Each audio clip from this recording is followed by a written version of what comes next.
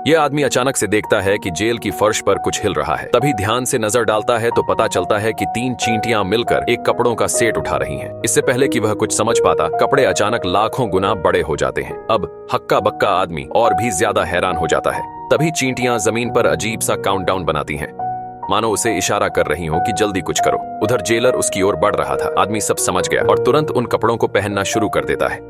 जैसे ही काउंटडाउन खत्म होने को आता है, वह आखिरी हेलमेट भी पहन लेता है। जेलर जब सेल के दरवाजे पर पहुंचता है तो देखता है कि अंदर कोई नहीं है।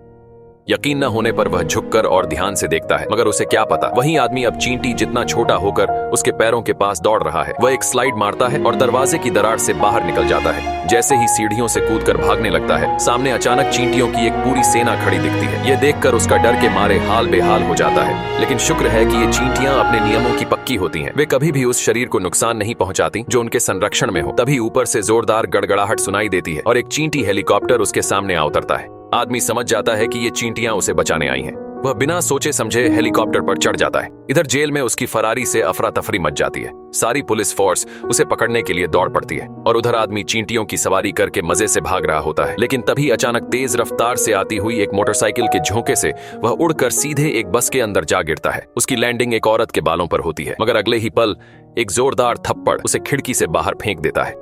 खिड़की से बाहर निकलते ही गर्म भाप का झोंका उसे 100 मीटर ऊपर उछाल देता है। बार बार की धक्का मुक्की से पहली उड़ान का यह अनुभव उसके लिए बेहद चक्करदार साबित होता है। आखिरकार उसकी आंखें बंद हो जाती हैं और वह सीधा नीचे गिरने लगता है।